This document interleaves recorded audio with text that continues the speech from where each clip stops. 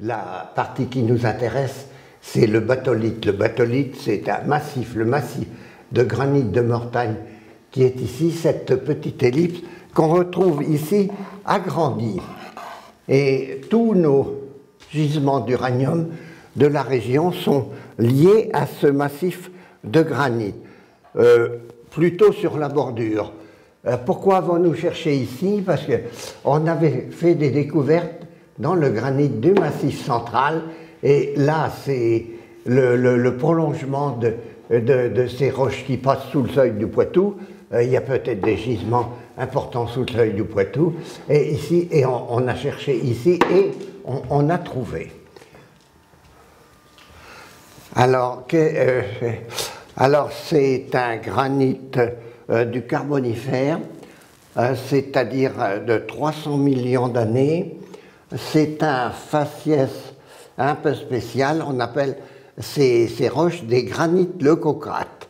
Et ces granites ont la propriété de contenir un petit peu d'uranium, mais attention, à dose homéopathique, c'est-à-dire c'est des teneurs de 10, 15, on appelle ça ppm, parties pour million. C'est des teneurs infimes, infimes. Alors pour passer au gisement, il y a tout un processus, je le rappelle, oui, 300 millions d'années ce granit. Vous vous rendez compte que durant cette période, ce granit a bougé. Il est descendu en profondeur, il est remonté, etc. Et l'uranium, à ce stade, à ce niveau, qui est dans le granit, à teneur très faible, mais se comporte un peu comme du sucre.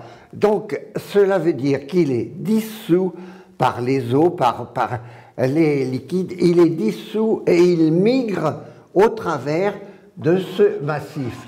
Il migre jusqu'au moment où il est bloqué par des obstacles physiques, des filons, des failles, ou des obstacles chimiques, comme des contacts entre roches acides et roches basiques. Un phénomène chimique à l'échelle de la nature qui provoque des concentrations d'uranium. Et alors là, toute la bordure nord en particulier, est jalonnée de gisements. Alors beaucoup de petits gisements, mais 3 gisements importants, la Commanderie, les Carpières et le Chardon, où on est descendu jusqu'à 500 mètres de profondeur. Et 500 mètres de profondeur, dans ces petits gisements métalliques, c'est pas mal. Et on en a laissé de l'uranium là au fond.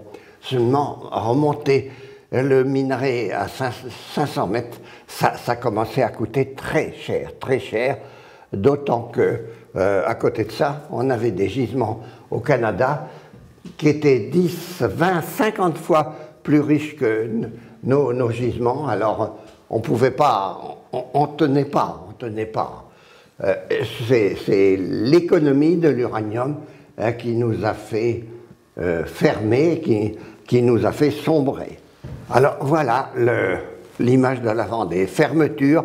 Alors on a exploité en mine, en carrière, et on a exploité, les travaux de recherche ont commencé tout de suite après la guerre, et ça a commencé à exploiter vers 50.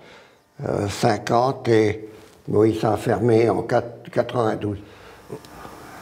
Mais les gisements les plus importants, c'était le bassin uranifère du Limousin. Là, c'était beaucoup plus riche que chez nous. Chez nous, les teneurs étaient quand même un peu limites, ont toujours été limites.